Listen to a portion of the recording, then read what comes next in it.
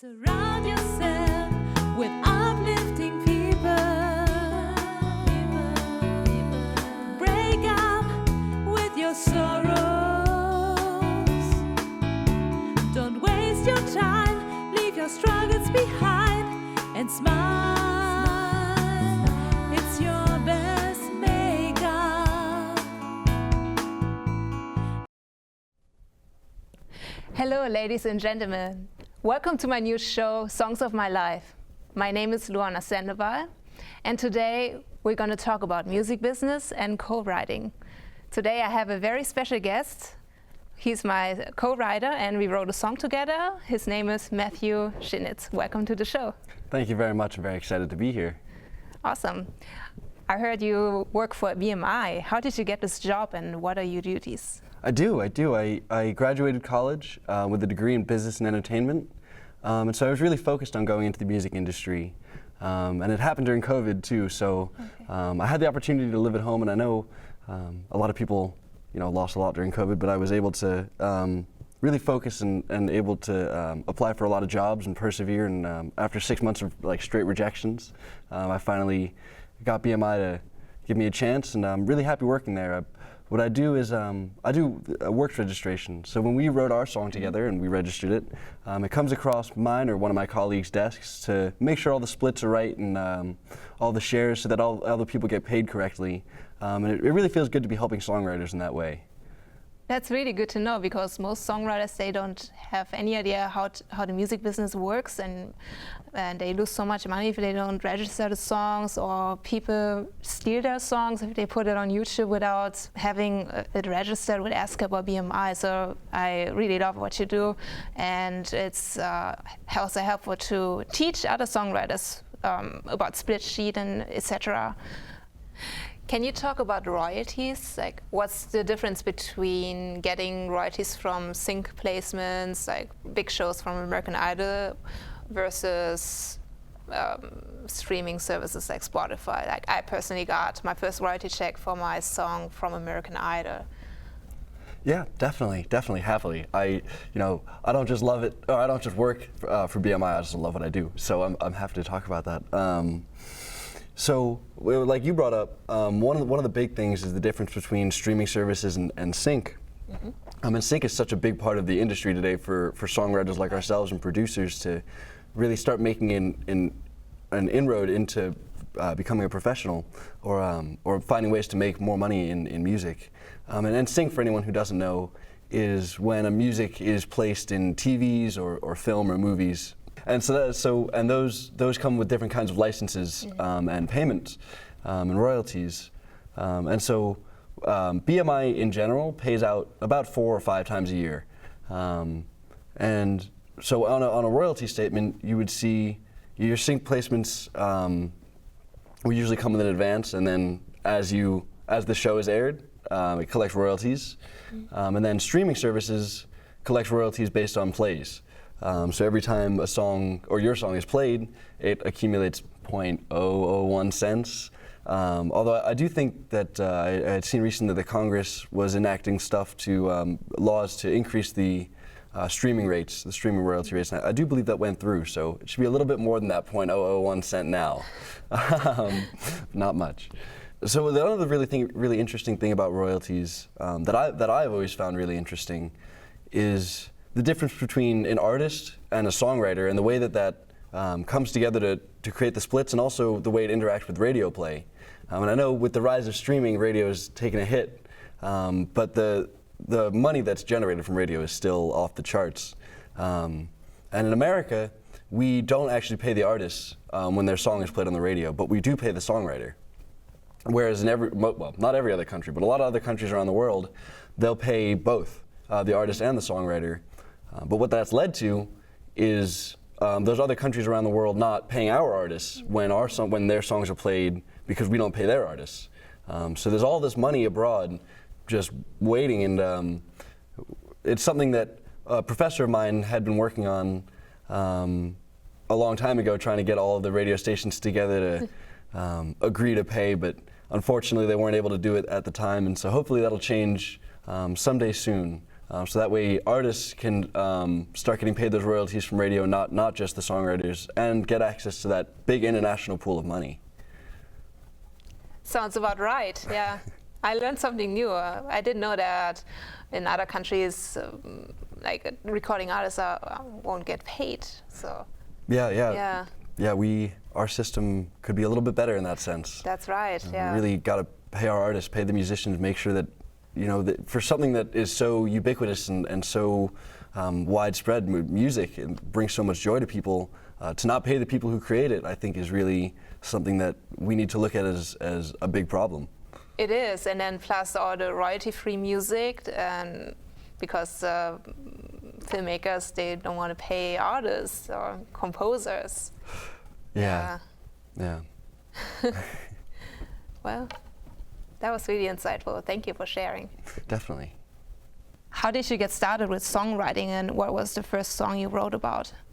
So I've played music my whole life, but I didn't really pick up the guitar until I was about 16. And really part of that decision was to be able to write songs. And so even before I bought my first guitar, I was already writing songs. And I always loved punk. I loved like the Dead Kennedys, and I loved the Sex Pistols. And that music lends itself really well to beginners because of the ease of a lot of what it is. So that's kind of where I started. And at the beginning, I really wanted to say something with my songs. And as I've progressed, I've kind of understood that you don't always have to say some profound statement in the song, but at that young age, that was what I was going for. And so I made a kind of political punk song with a couple chords, super easy, but I think it's definitely lost now. I wrote it in some phone, and it's been gone for a while now, so no getting that one back. That's quite a journey. I remember when I wrote my very first song, I only could play 2 chords on my guitar. I was 14 back then. My English was not as great as it is now. I'm German, Nicaraguan, and yeah, my songwriting skills have improved. Also with the co-writing, it helped a lot. Which song are you going to sing for us today, and what inspired you to write a song? I'm going to sing a song called I Won't Leave You Behind. Oh. It's pretty new. I wrote it only like 2 weeks ago. And as a songwriter, I find it's really important to sit down and practice as much as possible. So this was during one of my practice sessions. I was hanging out with my guitar and strumming some chords and found some stuff that I really, really liked. And then part of my process after that is to just start improvising a little bit over it, and eventually I came across some lyrics that I thought this could be, really into a song and a whole story around it. So I kind of went from there and wrote the lyrics, and the rest of it just kind of pieced itself together. Ladies and gentlemen, please enjoy a world premiere of Matthew Chinitz's new song, Won't Leave You Behind.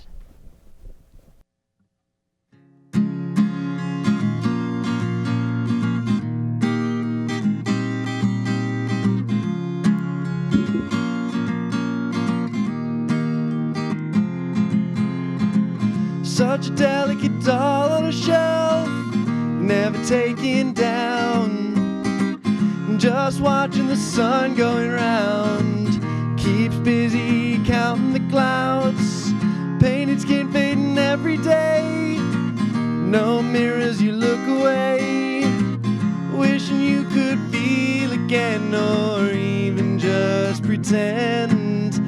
And I won't leave you behind, and I'm coming back this time.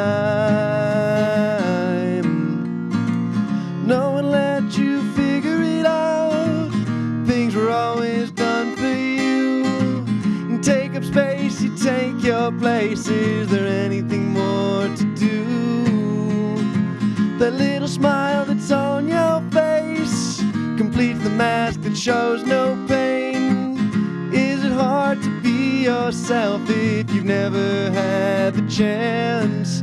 And I won't leave you behind, and I'm coming back this time.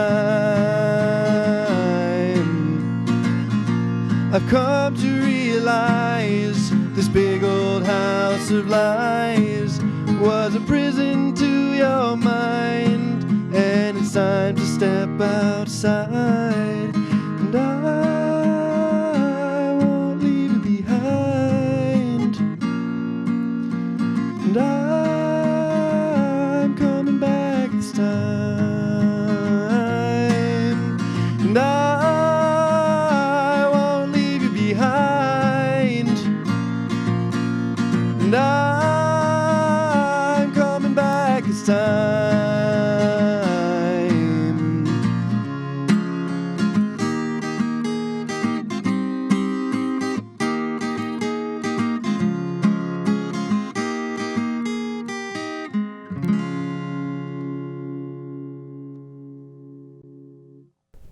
Wow, that was a great song. Thank you so much for sharing it. And you just wrote it 2 weeks ago? Yeah, thank you very much. Yeah.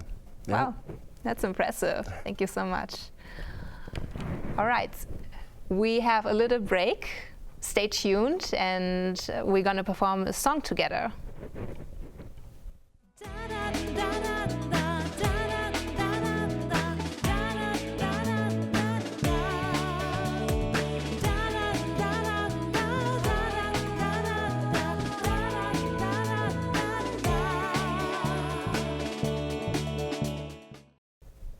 Welcome back to my show, Songs of My Life. Now we're going to talk about how we met and how we wrote a song together, and what was it like to co-write with me? Yeah, so we met on this app called We Should Write Sometime.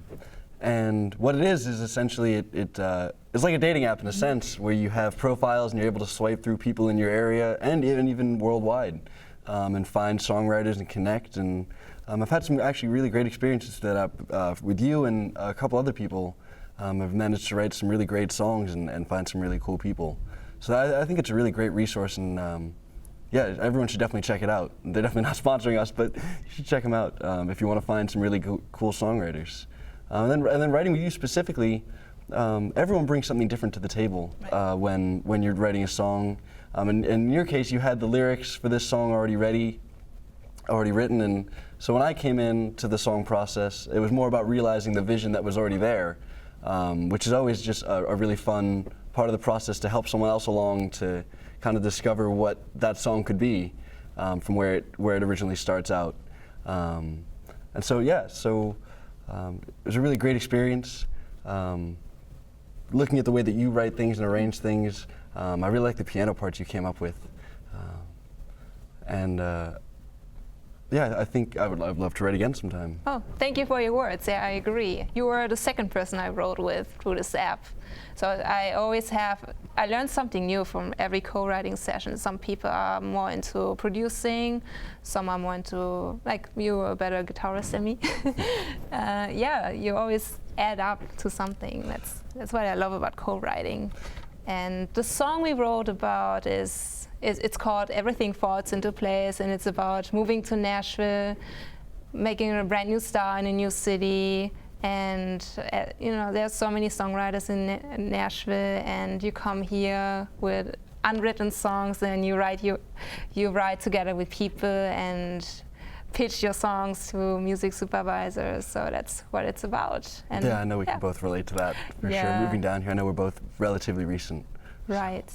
So when we had our first co-writing session, we created a split sheet. This is really important, because later on, when you want to pitch the song to music supervisors and you don't have all the agreements from other songwriters, you won't be able to do this, because music supervisors, they need all the information, also the shares and everything. So we agreed to split 50-50 in writing and publishing. That's the easiest way. And then we create split sheet is basically, it has all our contact information and the IPI number, which is our membership number with ASCAP or BMI. In my case, it's ASCAP. In your case, it's BMI. And then when you log into ASCAP or BMI, you can register the song.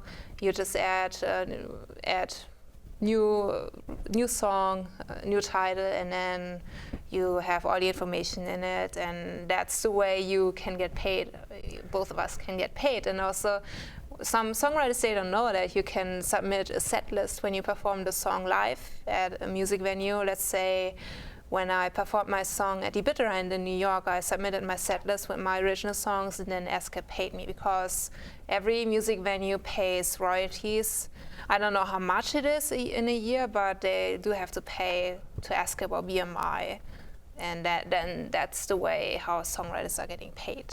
Yeah, there are two things you said there that I really wanted to touch on. Mm-hmm. That last thing, so restaurants, bars, anywhere that has live music will pay ASCAP, BMI, SESAC a fee for the year. Mm-hmm. And I also am not familiar with the number off the top of my head, but it's some round figure that they pay for all the licenses for the year that they estimate they'll about use. And then the other thing you said about having the metadata for your tracks readily available. Yeah, if you're gonna be trying to pitch any music or even get it on the radio, anywhere you want to put your music for people to hear it, having that metadata readily available is huge. Everything moves quickly in the music business, and if you don't have it right away, or you need to wait to call somebody to try to get their approval or something, the opportunity could be gone. So like you said, it's really important to have those split sheets and have that data readily available. Yeah.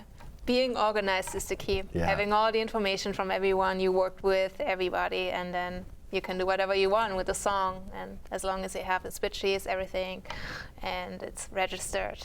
Yeah. Very true.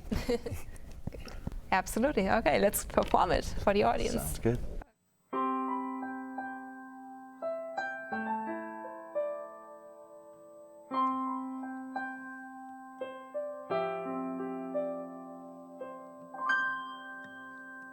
Drove 1,000 miles to Tennessee, packed up my bags to chase those city dreams, but nothing goes as planned. My fate is not in my hands.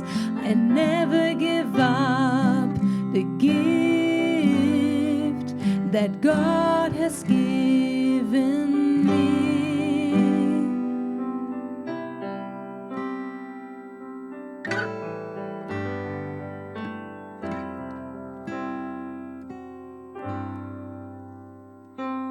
Music City, here I come, a girl with a suitcase of unwritten songs. My fire is still burning, 'cause I believe everything falls into place. You can roam and run your own race. The choices I've made are not in vain. The clarity I gained took away my pain. Everything falls into place. You can roam and run your own race. The choices I've made are not in vain. The clarity I gained took away my pain.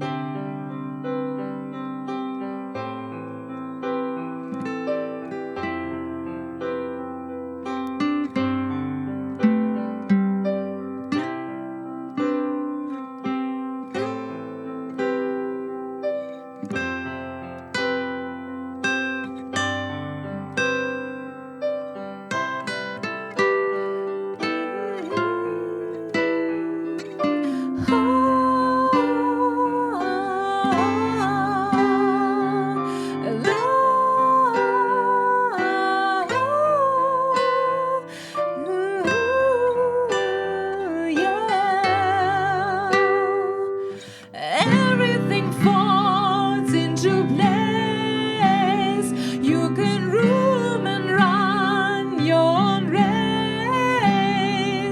The choices I've made are not in vain. The clarity I gained took away my pain. Everything falls into place. You can roam and run your own race. The choices I've made are not in vain. The clarity I gained took away my pain.